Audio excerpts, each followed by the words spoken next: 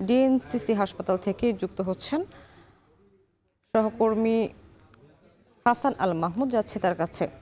এবং আরও জানাতে দিনাজপুর থেকে যুক্ত হচ্ছেন কঙ্কন কর্মকার। শুরুতেই যাচ্ছি হাসানের কাছে। হাসান, জানাবেন গেল 24 ঘন্টায় হামির উপসর্গ নিয়ে রোগী ভর্তি ও মৃত্যুর তথ্য পেয়েছেন কিনা, আর টিকা কার্যক্রম সম্পর্কেও জানাবেন।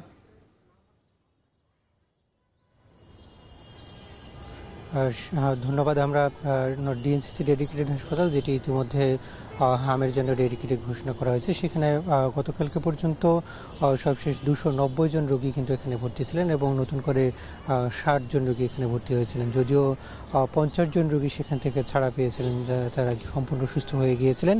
এবং আমরা দেখেছি যে সেখানে যেসব রোগী ভর্তি হয়েছে প্রত্যেকেরই কিন্তু হাম যে উপসর্গ, সেই উপসর্গ নিয়ে তারা কিন্তু ভর্তি হয়েছিলেন। বিশেষ করে জ্বর, সর্দি এবং কাশি, একই সঙ্গে তারা কিন্তু শরীরে যে র্যাশ, লাল র্যাশ, সেই র্যাশের রোগী তারা কিন্তু প্রত্যেকে এখানে এসেছিলেন এবং প্রত্যেকেরই কিন্তু শারীরিক জটিলতা কিছুটা বেশি ছিল এবং অধিকাংশর বয়স কিন্তু সর্বোচ্চ 2.5 বছর আমরা এরকমই দেখেছি।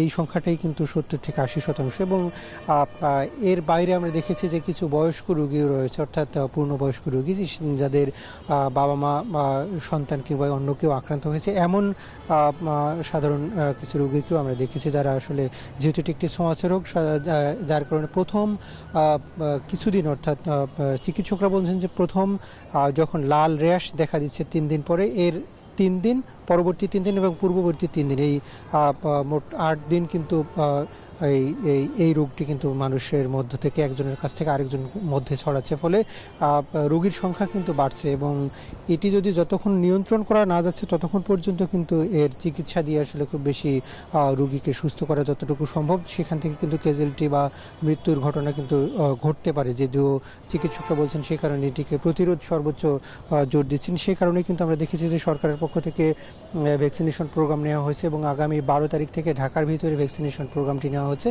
এবং একই সাথে আমরা দেখেছি যে 30টি জেলায় এই ভ্যাকসিনেশন কর্মসূচি চলছে। তো আমরা এই ছিল আমার কাছে এখান থেকে সবশেষ পরিস্থিতি। এখন দিনাজপুরের সবশেষ পরিস্থিতি জানাতে সেখান থেকে যুক্ত হচ্ছেন সেখানকার সহকর্মী কঙ্কন। কঙ্কন, জানাবেন সেখানকার সবশেষ কী পরিস্থিতি আছে?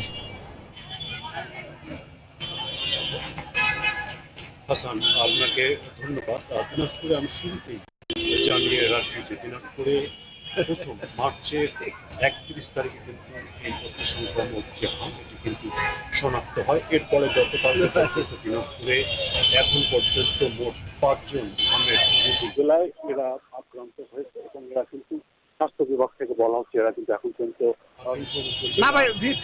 বীরগঞ্জ ও চিরুগঞ্জ উপজেলায়